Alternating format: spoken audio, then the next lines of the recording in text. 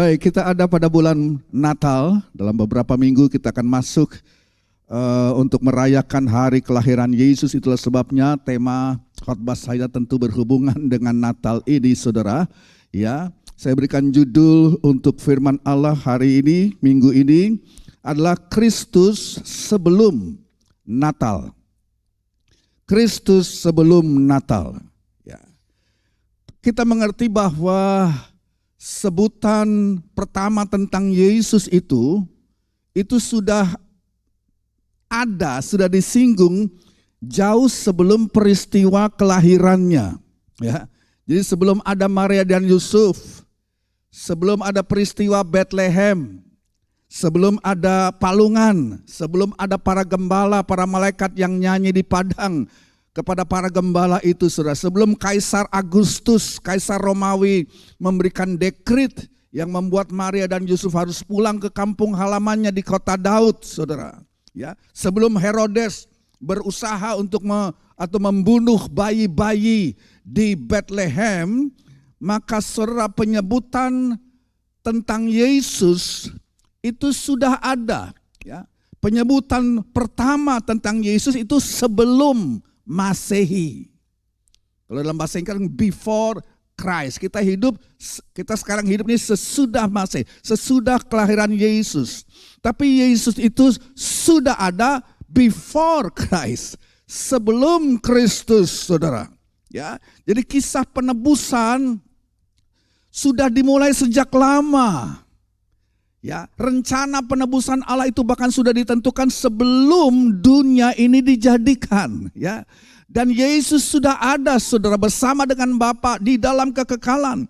Nah, kisah penebusan sudah dimulai sejak lama. Kita tahu pertama-tama dalam kitab Kejadian di sebuah taman. Saya kira kisah-kisah ini tidak asing lagi buat saudara. Saya hanya merangkumnya, saudara. Kisah Natal dimulai dengan sebuah pohon juga. Ya, istri saya sudah dengan teman-teman sudah membuat pohon Natal pada awal Desember, begitu indah ya, begitu cantik. Kita menghargai usaha atau apa yang mereka sudah lakukan.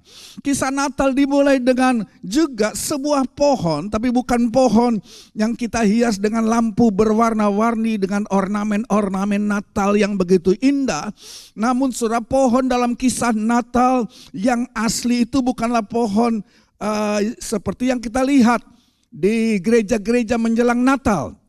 Pohon dalam kisah Natal kita, saudara, adalah pohon yang pertama di Taman Eden yang disebut sebagai pohon pengetahuan tentang yang baik dan yang jahat. Pohon itu ada di Taman Eden. Dan Tuhan menempatkan pohon itu di tengah-tengah taman. Dan Tuhan berkata kepada Adam dan Hawa, ya, dan menempatkan Adam dan Hawa di satu tempat yang merupakan, saya sebut saja, surga dunia, itu Taman Eden. Keindahan Taman Eden sangat menakjubkan, saudara, di setiap sudut semuanya sempurna. Ada satwa liar yang eksotis, suhu yang sempurna, gak kedinginan, gak kepanasan. Pokoknya yang terbaik sebab belum ada dosa, ya, belum ada rasa bersalah, belum ada rasa malu saat itu. Tuhan sendiri kita tahu datang di setiap sore di saat sejuk, tatkala angin sepoi-sepoi basah bertiup, dan di situ Tuhan ada untuk saudara berjalan bersama dengan manusia pertama. Ya, kita nggak tahu bentuknya kayak apa, tapi saya pikir saudara, Tuhan berjalan bersama dengan Adam dan Hawa dan berbicara kepada mereka dalam bentuk manusia juga. Ya, dalam bentuk manusia, saudara. Ya, dan ya kita tidak tahu apa saja yang dibicarakan, tetapi kita tahu Tuhan memberikan satu perintah, satu larangan. Jangan saudara katakan, wah, larangan itu cuma terdapat di hukum Taurat, ya, 1000 tahun lebih setelah kejatuhan manusia. Enggak, Tuhan sudah memberikan larangan. Waktu dia berjalan bersama dengan Adam dan Hawa, dia juga kasih tahu, ya, semuanya boleh engkau makan pohon di taman ini, tapi satu pohon ini, ya, pohon pengetahuan tentang yang baik dan jahat, jangan engkau makan, karena pada hari engkau makan, engkau akan mati. Ya, tapi kita tahu, saudara, ya, ini sangat khas manusia. Yang dilarang malah dilakukan, kan begitu, saudara. Ya, kalau kita larang anak kita, kamu jangan buka Jangan buka lemari itu ya. Tunggu 1 jam, 2 jam kemudian betul-betul dia buka itu lemari, saudara. Ini sangat khas manusia. Apa yang dilarang itulah yang dilakukan. Allah berkata kepada Adam dan Hawa, jangan engkau makan. Dan betullah kita tahu kisahnya, justru mereka terpancing untuk makan dan mereka diprovokasi oleh ular. Singkat cerita mereka mendengarkan ular, mereka makan buah yang terlarang. Dan akibatnya mereka kehilangan hubungan yang indah, yang intim dengan Tuhan. Dan kita tahu sore itu Tuhan turun dan berseru, ya, memanggil Adam, di manakah kamu? Adam menjawab, kami mendengar suaramu di taman, namun kami takut, kami bersembunyi, sebab kami telanjang. Dan Tuhan katakan, dari mana kamu tahu bahwa kamu dalam keadaan telanjang sekarang? Ya, kami sudah memakan buah yang engkau, atau pohon yang engkau larang kami makan. Nah saudara, kita bertanya, apakah Tuhan tidak tahu Adam ngumpet di mana? Sehingga Allah berkata kepada Adam, Adam di mana engkau? Apakah Tuhan tidak tahu? Tentu saya yakin Tuhan Maha tahu. Kita tidak bisa bersembunyi daripada Tuhan. Saudara, Tuhan menanyakan, di mana engkau Adam? Ya saudara, itu saudara maksudnya Tuhan tahu persis Adam di mana. Tapi waktu Tuhan berkata, di manakah engkau Adam? Tuhan ingin supaya Adam terbuka kepada Tuhan. Tuhan ingin supaya Adam mengakui keberadaannya, saudara. Ya. Jadi ya ini seperti apa yang kita lakukan dengan anak-anak kita. Pernah saudara lakukan itu barangkali, saudara, semacam trik barangkali yang kita lakukan kepada anak kita, ya. Kalau anak kita sudah datang berbuat salah, ya kita sebenarnya sih nggak tahu apa yang dia perbuat, tapi kan trik kita bilang begini, ya, nak, papa tahu loh apa yang semua kamu lakukan, ya, jadi ngaku aja deh, ngaku aja, itu trik kita. Dan kadang-kadang anak kita bisa kita trik begitu, dia ngaku, padahal kita juga nggak tahu, saudara. Ya. Bedanya dengan Adam dan Hawa dan Allah di Taman Eden, Allah tahu semuanya, nggak ada yang bisa disembunyikan terhadap dia, saudara. Ya, Tuhan tahu segalanya dan Tuhan hanya ingin kejujuran daripada Adam untuk mengakui dosanya, untuk mengakui pelanggarannya. Namun kan kita tahu Adam tidak mengakuinya, Adam tidak melakukannya, dan ini khas juga manusia. Inilah apa boleh saya katakan, ini alasan pertama, saudara, alasan pertama yang dibuat manusia. Ya, alasan pertama adalah, boleh saya katakan, alasan Adam adalah alasan pertama dalam sejarah manusia. Dia katakan, perempuan yang kau berikan kepadaku, dia yang memberiku buah itu. Ya, dengan kata lain, Adam menyalahkan istrinya, Adam juga menyalahkan Tuhan. Ya, dan inilah yang saya mau katakan. Sesudah itu Tuhan memberikan apa yang saya sebut sebagai ayat pertama tentang kelahiran Yesus. Ayat pertama tentang kelahiran Yesus. Ayat pertama tentang kedatangan Yesus. Ayat pertama tentang Natal sebenarnya, walaupun tidak ada kata Natal, itu sudah diberikan setelah pelanggaran dan dosa manusia dalam Kejadian 3 ayat 15. Ya, ayatnya saudara, saya pikir mungkin barangkali ayat Yesaya 9 ayat 6, oh bukan, walaupun ayat Yesaya 96 ayat yang sangat indah. Sebab seorang anak telah lahir untuk kita, seorang putra telah diberikan. Itu ayat tentang Natal. Tapi bukan itu yang diberikan. Juga bukan Mika pasal 5 ayat 2. Ya, ini nubuatan Nabi Mika ratusan tahun sebelum Yesus lahir. Tetapi engkau, hai Bethlehem Efrata, yang terkecil di antara kaum-kaum Yehuda, daripadamu akan bangkit bagiku seorang yang akan memerintah Israel, yang permulaannya sudah sejak purbakala, sejak dahulu kala. Ini nubuatan tentang Yesus. Tapi bukan ayat-ayat ini yang diberikan. Tetapi Kejadian 3 ayat 15. Ya, ini ayat Natal yang pertama. Ini ayat Tuhan berikan kepada iblis. Ini ayat Tuhan berikan kepada si ular. Ya, Tuhan berbicara kepada iblis dan berkata, akan datang seseorang yang akan menghancurkan kepalamu iblis. Ya, tepatnya mari kita lihat Kejadian 3 ayat 15. Aku akan mengadakan permusuhan antara engkau dan perempuan ini, antara keturunanmu dan keturunannya. keturunannya akan meremukkan kepalamu dan engkau akan meremukkan tumitnya. Jadi Allah menubuatkan, ya, bahkan datang satu oknum yang akan menghancurkan kepala si iblis. Ini ribuan tahun sebelum kisah Natal, tapi ayat awalnya sudah diberikan. Nubuatan awalnya tentang kedatangan Yesus sebagai keturunan perempuan, lahir dari seorang wanita, ya, seorang Maria yang seorang yang virgin, ya. Dia lahir daripada seorang perawan. Jadi dengan kata lain Tuhan berkata kepada setan, tengok, akan datang waktunya, ya, Mesias, dia akan datang, dia akan menghancurkan engkau. Dan sejak saat itu kita tahu ada satu garis pertempuran. Ada satu garis pertempuran yang ditarik sejak Kejadian 3 ayat 15, saudara. Nah, saudara, setan tahu Mesias akan datang. Dia tahu ancaman ini serius dan tidak dapat dia elakkan, saudara. Dia tahu Mesias akan datang melalui bangsa Yahudi. Ya, mau bilang gimana, saudara? Orang boleh benci bangsa Yahudi. Ya, di zaman sekarang antisemitisme itu kan sangat marak di bumi ini. Ya, tapi mau gimana, saudara? Tuhan mengasihi bangsa ini. Dan Tuhan punya rencana dengan bangsa Yahudi. Dan kita tahu bahwa Tuhan kita pun orang Yahudi pada dasarnya, saudara. Waktu dia berinkarnasi, ya. Jadi ini memang satu bangsa yang unik. Dan setan tahu bahwa Mesias akan lahir sebagai orang Yahudi. Jadi setan coba melawan orang Yahudi. Setan coba menghentikan nubuatan kelahiran Natal yang pertama itu. Dengan dia kepingin kalau bisa orang Yahudi jangan sampai ada di muka bumi ini. Sebab memang itu nubuatannya. Ya, saudara lihat saja dalam kitab Keluaran. Ya, Firaun memerintahkan semua bayi laki-laki Yahudi harus dibunuh.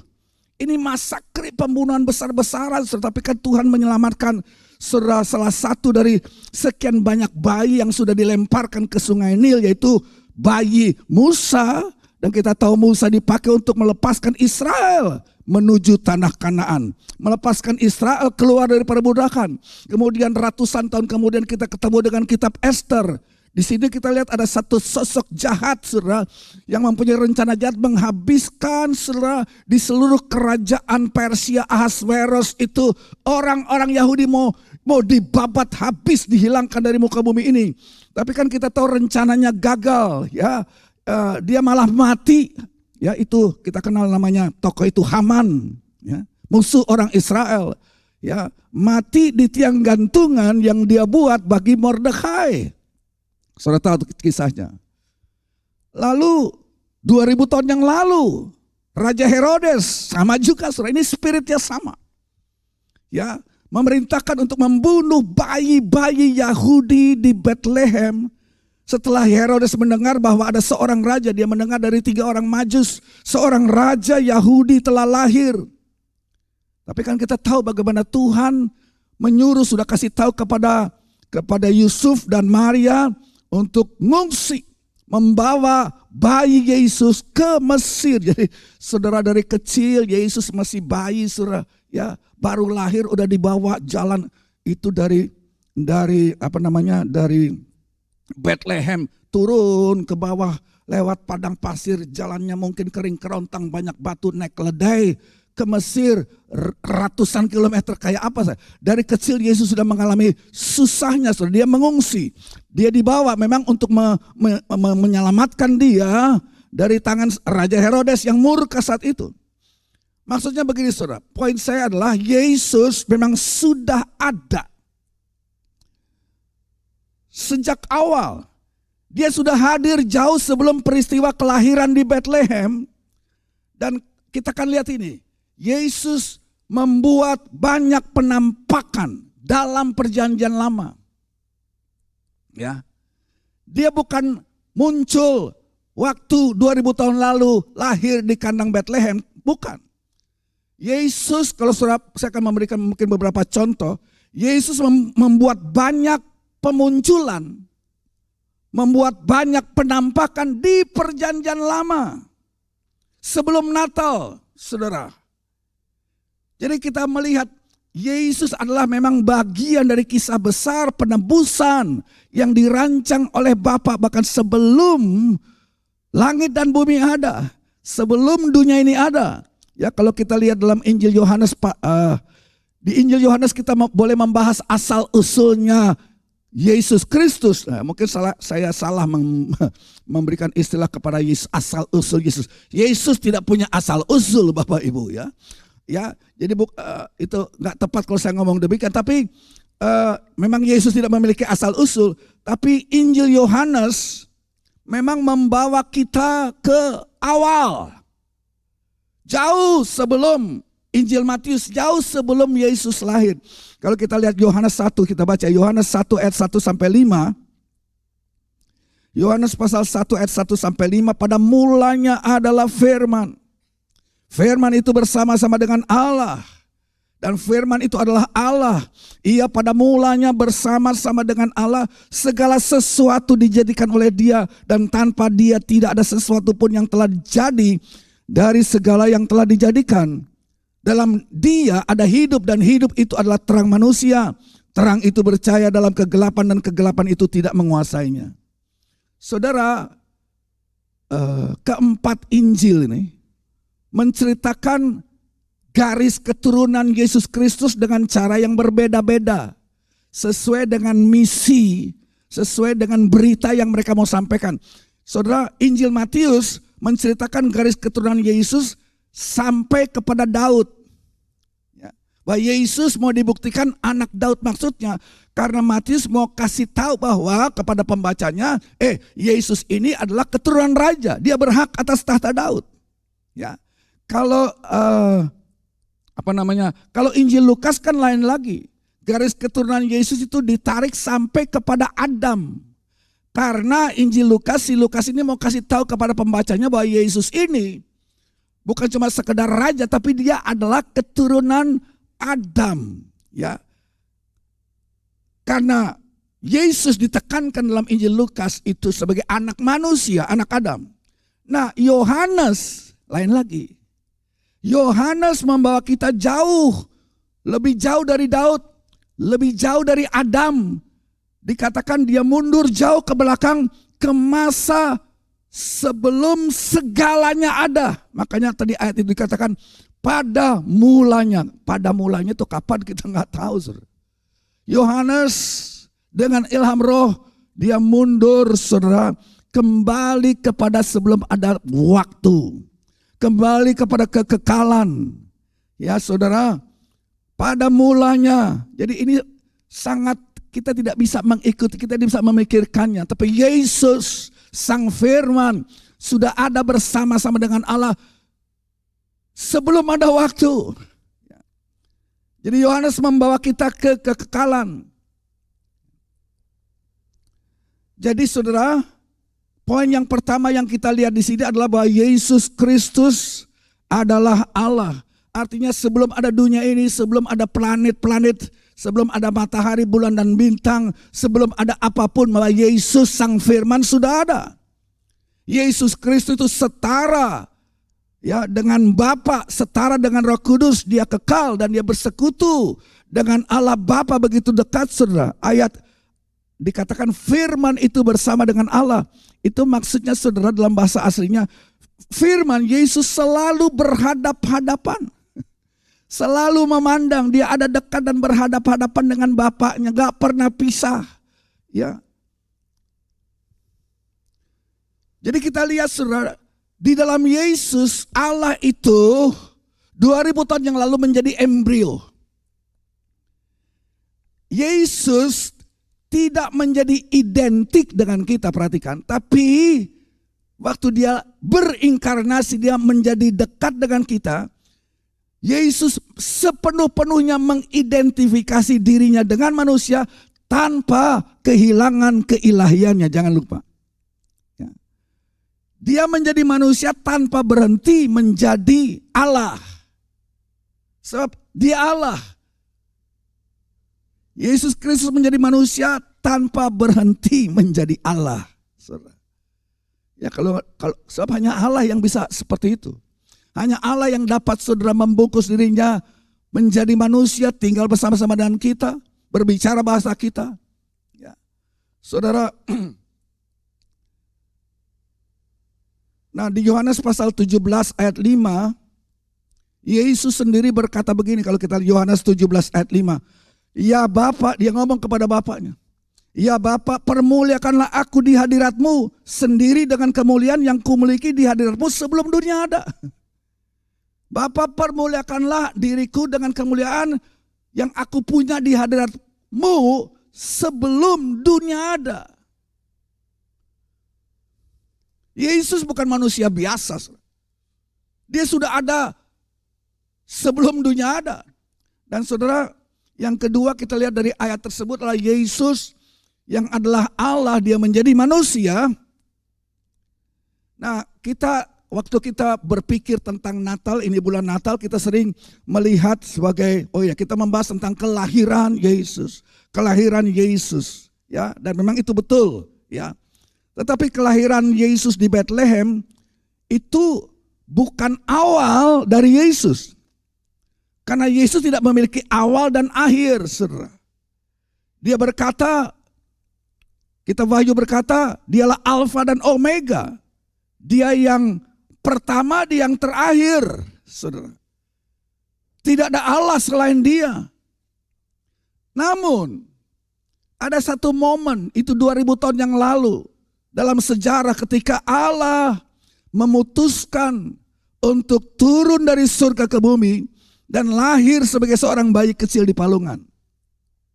Mari kita ambil waktu untuk sejenak memikirkan tentang penampakan pra-inkarnasi Yesus. Ya.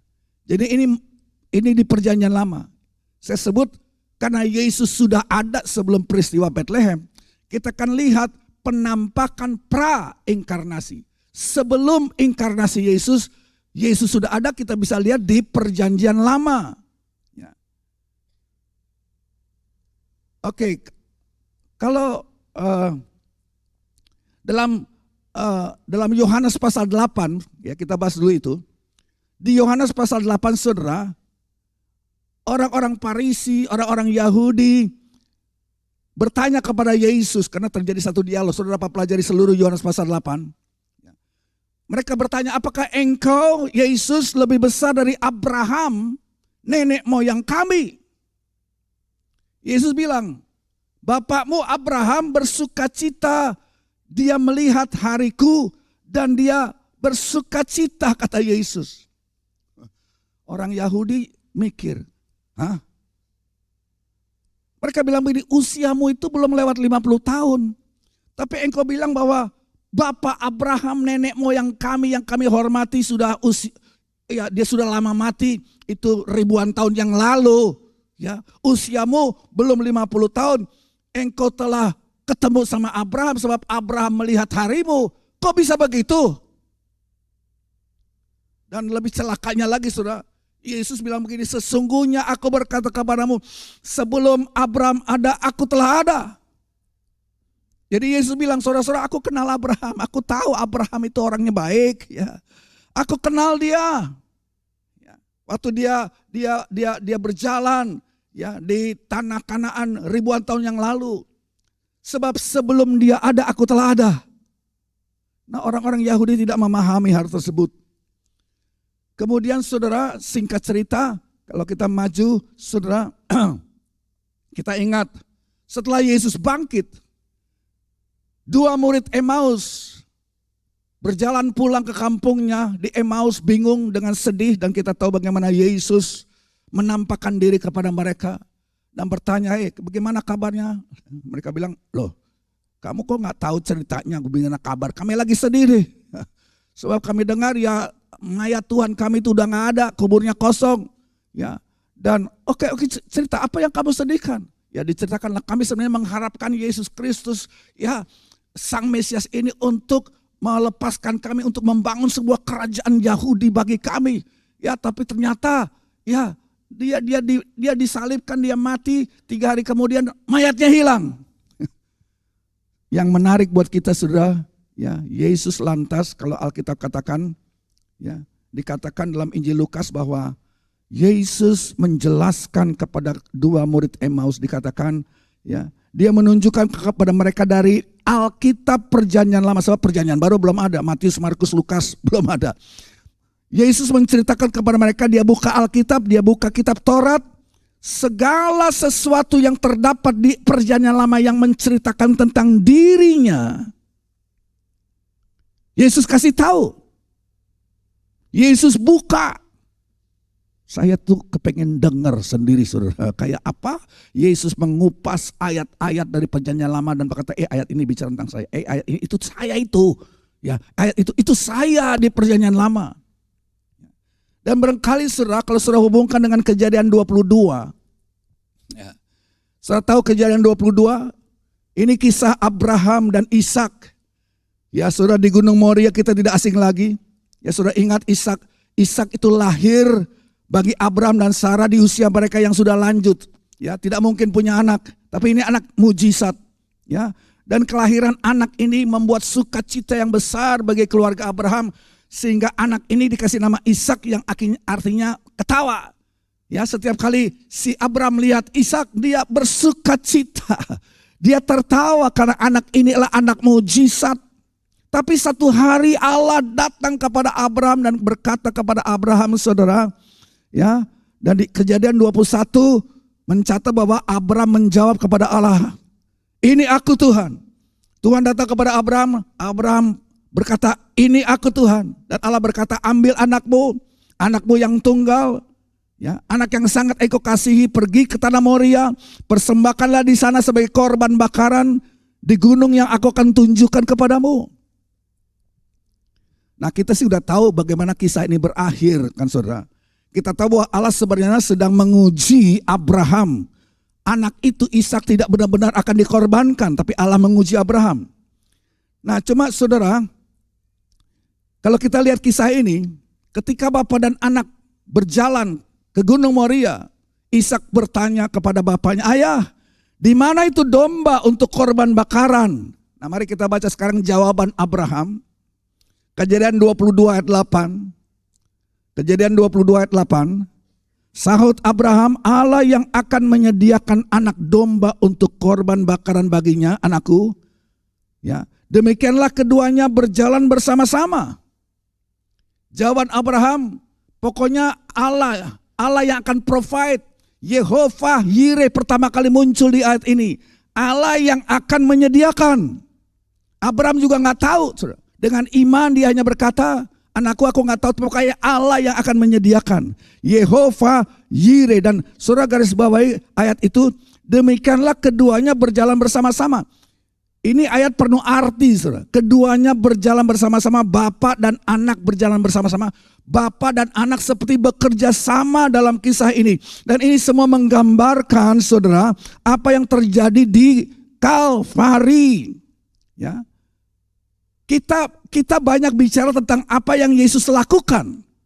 Ya, bagaimana dia taat kepada Bapa, dia pergi ke salib, apa yang Yesus lakukan.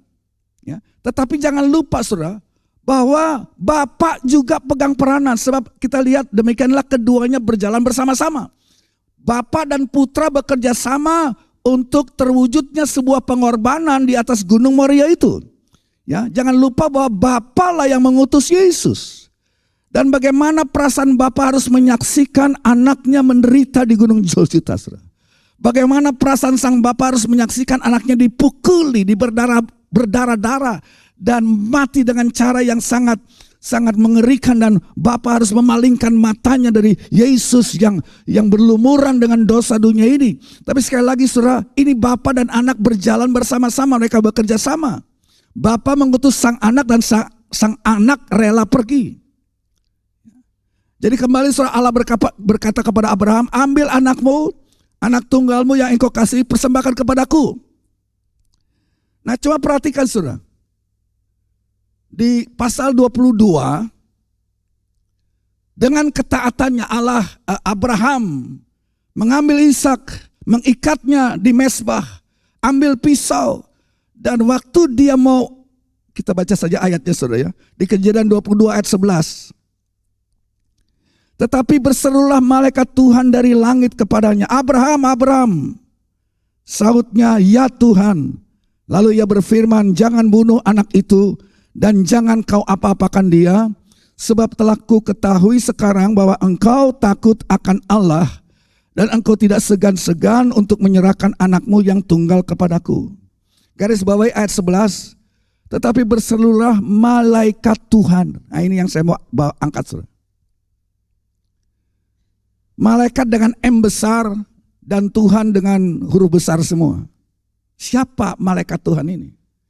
Siapa malaikat Tuhan yang berteriak dari langit, melarang Abraham di detik-detik terakhir Abraham mau menghunjamkan ke jantung daripada Ishak untuk mengkorbankan. Malaikat Tuhan. Nah saya percaya inilah malaikat prainkarnasi Yesus. Ya, ini bukan malaikat sembarang malaikat saudara. Ya, malaikat dengan M besar itu ya kita punya istilah teologi ya, inilah Theophany namanya. Jadi saudara, saya percaya itu adalah Kristus, Yesus. Malaikat Tuhan itu yang berseru dari langit adalah Yesus sendiri yang menghentikan Abraham dari mengorbankan anaknya sungguh-sungguhan. Jadi saudara, saya percaya di satu titik Abraham dan Yesus pernah ketemu. Abraham dan Yesus bertemu satu dengan yang lain. Mungkin pada saat itu kejadiannya. Jadi anak Allah, anak sang Bapa yang dikasihi Bapa, menghentikan Bapa Abraham sebelum dia menghunjamkan pisau untuk mengambil nyawa anaknya juga yang terkasih. Dan jangan lupa saudara, ya, area yang sama di mana Abraham mengorbankan putranya Ishak adalah area yang sama di mana Yesus di Gunung Moria itu. Yesus disalibkan di atas Gunung Golgota. Cuma bedanya 2000 tahun yang lalu nggak ada yang larang batu Bapa mengambil pisau dan mau tancap itu di Gunung Golgota kepada anaknya. Nggak ada yang larang. Nggak ada yang menahan tangan Bapa. Dulu Abraham yang diuji imannya siap mentancapkan pisau itu. Tetapi sang anak dari sorga dalam bentuk malaikat Tuhan yang besar berseru, jangan engkau apa-apakan itu.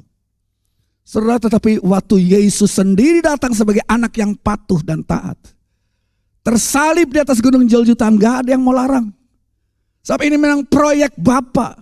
Dan Yesus sudah setuju dari zaman dulu, saudara. Dia sudah ada. Tidak ada yang menghentikan Bapa dari mengarahkan pisaunya ke anaknya dengan kekuatan penuh, saudara. Kristus harus menanggung dosa dunia agar saudara dan saya boleh memiliki hubungan yang dipulihkan kembali dengan Tuhan. Itu yang pertama, penampakan pra-inkarnasi Yesus yang pertama. Mungkin yang kedua dapat saudara lihat saudara dalam kitab Hakim-Hakim ini tentang kelahiran Simson. Orang tua kelahiran Simson menarik. Simson itu orang kuat, ya. Seperti superhero yang mungkin anak-anak muda atau anak sering baca ya di komik-komik. Tapi itu kan dongeng semua, superhero itu dongeng semua. Kalau Simson benar-benaran, dia betul-betul super, sama kekuatannya super yang dia dapat dari Roh Kudus. Cuma kisah kelahirannya ini menarik saudara ya. Kelahirannya menarik karena orang tuanya ini mandul. Istri daripada bapaknya Simson namanya Manoah itu, istrinya mandul. Gak bisa punya anak. Jadi mereka berdua berdoa sama Tuhan supaya Tuhan memberikan mereka seorang anak. Dan saudara sebagai jawabannya saudara bisa lihat di Hakim-Hakim pasal 13. Suami istri berdoa supaya punya anak. Ya. Dan dijawab Tuhan di Hakim-Hakim pasal 13 dalam bentuk apa? Malaikat Tuhan lagi. Malaikat Tuhan muncul kepada istri Manoah. Coba perhatikan saudara, ini bukan malaikat biasa. Dan malaikat Tuhan ini berkata, walaupun engkau tidak dapat memiliki anak, dia berkata kepada istri Manoah, engkau akan segera mengandung dan melahirkan seorang anak laki-laki. Saudara, saat itu nggak tahu Manoahnya lagi nggak ada. Jadi ini penampakan prainkarnasi dari Yesus, saya percaya, kepada istri Manoah. Istri Manoah lari kasih tahu kepada suaminya, doa kita didengar loh, katanya. Ini ada, perhatikan, saya bisa baca sini. Istri Manoah bilang, ada hamba Tuhan, katanya. Dia pakai istilah abdi Allah. Dia melihat orang asing yang datang kasih tahu engkau akan punya anak dalam bentuk manusia. Ya, tetapi Alkitab menyebutnya itu malaikat Tuhan dengan M besar, Saudara. Manoah rodok nyesel. Aduh, aku nggak sempat lihat ya. Aku kepingin lihat. Kamu kok bisa lihat ini? Cuma perhatikan ya, itu menarik kalau saudara baca apa kata istri Manoah. Saya kedatangan seorang abdi Allah, tapi penampilannya kayak malaikat, katanya. Dan sangat mengerikan, sangat menakutkan. Dia datang dengan penampilan yang menakutkan, bukan dalam arti kata kayak genderuwo, bukan, saudara. Tapi istri Manoah melihat kehebatan dan kedahsyatan orang ini, bukan seperti, tapi kayak manusia, cuma dia bilang juga bukan manusia biasa. Saya juga gak tanya dia datangnya dari mana, saya juga lupa tanya. Manoah tertarik, aduh aku kepingin ketemu. Ayo kita doa lagi yuk, ayo kita doa supaya kita bisa, aku kepingin lihat, kamu sudah lihat, aku juga kepingin lihat. Ya. Dan mereka berdoa, datang lagi, betul saudara, doanya didengar. Datang lagi oknum ini. Malaikat itu datang lagi. Nah, pas dia muncul, Manoah karena kepingin tahu, dia banyak tanya-tanya. Ya, dia banyak tanya-tanya, sudah bisa baca sendiri. Ya. Manoah tanya, engkau itu orang, pakai istilah orang dalam tanda kutip. Jadi saudara, Allah itu maha mulia. Dia seringkali datang dalam bentuk prainkarnasi kepada beberapa tokoh perjanjian lama. Dan dia seperti menyamar begitu. Dan seringkali Alkitab sebut penyamarannya seperti malaikat Tuhan atau seperti orang. Dan Manoah tanya ya kepada orang tersebut, dia katakan, engkaukah orang yang telah berbicara kepada istriku? Dan dijawab oleh oknum tersebut, iya betul. Singkat cerita saudara, ya, Manoah bilang, kamu tunggu ya, kamu ini tamu istimewa. Sebab kasih tahu sesuatu yang kamu bukan, dia nggak tahu ya, dia mungkin berasa apa. Kami pengen menjamu engkau, kami kepingin kasih makan sama engkau. Kami pengen bikin makan hidangan yang engkau bisa nikmati. Jadi kan tata cara timur saudara, orang yang sangat dihormati datang harus dijamu. Tapi kan heran, ini orang bilang jangan, kamu bikin itu aku nggak bakal makan. Tapi kalau engkau mempersembahkan itu sebagai korban bakaran kepada Tuhan, oke, aku terima, silakan. Saudara, apa yang kita lihat di sini, ya, ini menarik. Manoah belum puas, dia tanya lagi. Kalau gitu nama lu siapa? Bukan pakai lu, pakai namamu siapa? Dia pengen tahu namanya. Lantas dijawab oleh orang itu, ini menarik. Mengapa engkau bertanya tentang namaku? Karena nama itu ajaib. Jadi namanya ajaib. Ya, ada pendeta teman saya namanya ajaib. Tapi dia bukan malaikat perjanjian lama, malaikat prainkarnasi, Yesus bukan. Tapi kenapa engkau tanya tentang namaku? Namaku ajaib, katanya. Lantas setelah mengatakan demikian, saudara, malaikat ini yang atau oknum ini yang tampilnya seperti manusia yang dahsyat, saudara. Ya, tapi bukan manusia. Sebab dikatakan dari korban bakaran yang dibuat oleh Manoah, dia naik ke situ, naik tuh, pergi ke sorga. Ini luar biasa, saudara. Di atas korban bakaran itu membawa dia terangkat dan pulang ke sorga. Habis itu Manoah dan istrinya gemeteran. Waduh, kita bakal mati. Kita bakal mati. Sebab perhatikan, karena kita telah melihat Allah. Tuh. Ini bukan orang biasa. Ini juga bukan malaikat biasa. Ini prainkarnasi Yesus di perjanjian lama. Ini Allah. Kita telah melihat Allah, kita bakal kena hukum, kita manusia berdosa, kita mati ini. Sampai kayak begitu, saudara. Dan satu lagi petunjuk, namanya ajaib. Yesaya 9 ayat 6 kan dikasih nama tentang Yesus. Namanya adalah Wonderful, ajaib, Allah yang perkasa, Bapa yang kekal. Itu nama-nama Yesus. Ya saudara. Apalagi yang kita lihat dalam Alkitab. Saya kira 3 pemuda Ibrani yang tidak mau menyembah ya patung Nebukadnezar, dan Nebukadnezar marah ya dan melemparkan mereka 3-tiganya ke dalam api yang dipanaskan sampai 7 kali, saudara ya. Tetapi itu raja melihat, oh ada orang yang keempat yang penampilannya seperti anak Allah. Ya, anak Allah. Jadi kok ini menyertai 3 pemuda Ibrani yang berani mempertahankan imam mereka. Jadi ini anak Allah itu sudah ada. Pewahyuannya sudah ada. Yang kita sebut sebagai teofani atau kristofani atau apalah istilah teologi itu. Itu prainkarnasi Yesus. Di perjanjian lama dia sudah ada.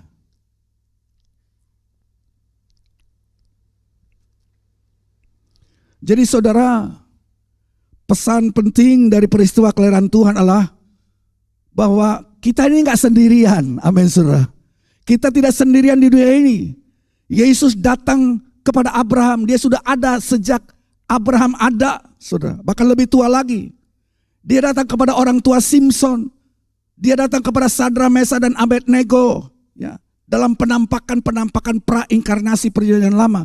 Tapi saudara perhatikan kemudian pada satu hari, ini luar biasa. 2000 tahun yang lalu, Allah datang ke bumi sebagai seorang anak yang bisa dipegang, bisa dijamah, bisa dilihat langsung. Dan para murid kasih kesaksian, kami sudah lihat dia, kami pegang dia, kami bicara sama dia. Ya, saudara murid-murid Yesus menjadi saksi mata tentang inkarnasi Allah. Inkarnasi Sang Putra. Kami bicara, saudara bisa baca di surat 1 Yohanes kalau nggak salah ya pasal 1. Kami sudah pegang dia, kami lihat dia, kami jamah dia. Allah datang ke bumi sebagai seorang anak, menjadi manusia, mati di kayu salib, bangkit kembali naik ke sorga. Sayangnya Bapak Ibu, saya tutup dengan ini. Saya tidak panjang firman Tuhan. Saya tutup dengan ini. Sayangnya waktu Yesus datang pada kali yang pertama itu, banyak orang Yahudi atau kalau saya boleh katakan hampir semua orang Yahudi tidak menyadari kedatangannya. Ini Tuhan yang beberapa kali muncul di perjanjian lama. Ya. Dan berbuat perkara yang besar. Tapi sekarang waktu dia datang dengan cara yang luar biasa, Allah mengosongkan dirinya, meninggalkan kemuliaannya tanpa meninggalkan keilahiannya, datang ke kandang Bethlehem. Orang Yahudi seisi kota Yerusalem tidak menyambut dia, Bapak Ibu. Sebab kalau saudara baca dalam Injil Matius, waktu orang Majus datang kasih tahu kami datang untuk mencari dan menyembah raja orang Yahudi yang baru lahir. Mereka kaget. Siapa itu? Herodes kaget, dan bukan Herodes saja, seluruh Yerusalem. Berarti orang Yahudi itu nggak siap. Kelewatan, kebablasan, miss Natal yang sebenarnya itu sudah jadi. Allah mengunjungi mereka, mereka tidak menyadari. Sebab dikatakan Yerusalem itu menjadi gempar. Mereka tidak mengantisipasi dan tidak mengharapkan kedatangan Sang Mesias. Pagi hari ini Bapak Ibu, ya ini kita baru 2 minggu pertama masuk di bulan Desember, bulan yang sibuk dengan segala macam latihan Natal, persiapan Natal, panitia bikin makanan dan sebagainya. Tapi saudara, dalam kesibukan Natal ini, jangan kita sampai kelewatan loh Natal yang sesungguhnya itu. Ya saudara, jangan kita tidak menyadari bahwa Yesus hadir. Sebagaimana dia hadir, Yehova Yireh, dia hadir untuk menyediakan bagi Abraham di perjanjian lama. Abraham cuma bilang, pokoknya Tuhan akan mengadakan. Saya nggak tahu saudara sedang butuh apa. Dia bulan Desember ada banyak kebutuhan, tapi saya mau katakan Allah yang hadir. Sebab kita bicara ini Allah yang hadir. Jangan lupa Natal adalah kehadiran Allah yang sungguh ada. Dia berkata, sekali-kali aku tidak pernah meninggalkan engkau. Kepada Abraham, Allah, Yesus sudah ada, dan dia Yehovah Rafa, Yehovah Yireh, aku menyediakan bagi Abraham. Dia juga hadir di tengah-tengah api pencobaan yang dipanaskan 7 kali terhadap 3 pemuda Ibrani yang tidak mau menyembah dewa kafir itu. Allah hadir di tengah-tengah keberatan ujian pencobaan yang begitu panas membakar hidupmu. Dia hadir kepada Manoah, ayah Simpson, dengan titel Aku Allah Ajaib. Saudara percaya Yesus hadir sebagai Allah yang ajaib. Allah yang berbuat mujizat, namanya wonderful, saudara. Namanya, saudara, dia Allah Immanuel. Dia ajaib, dia great, dia marvelous, dia mengagumkan, dia menakjubkan. Tapi Israel kelewatan itu semua waktu dia betul-betul hadir. Saudara percaya Tuhan Yesus hadir pada pagi hari ini. Sebab dia berkata, aku sekali-kali tidak akan meninggalkan engkau, yatim piatu. Di Amerika, saudara mungkin pernah mendengar kisah ini kisah beneran terjadi. Biasa mereka sering mengadakan kalau ada bayi lahir, sering dirayakan gitu, saudara. Bayi dari sebuah keluarga. Ya, itu apa sih, ada istilahnya, saudara. Jadi tamu-tamu datang diundang, kami baru punya anak, ayo kita saksikan. Jadi anak itu taruh di box.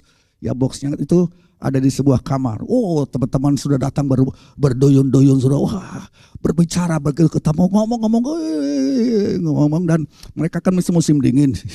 Musim dingin kan mereka pakai baju hangat, mantel, ya, dan mereka lemparkan mantel itu sudah ke tempat tidur di mana anak itu tidur. Udah nggak diperhatiin tuh mantel begitu banyak orang, mungkin 10 orang numpuk semua di bayi yang sebenarnya mereka diundang untuk, boleh dikatakan, merayakan bayi ini. Kami baru punya anak yang baru lahir nih, ayo bersukacita bersama.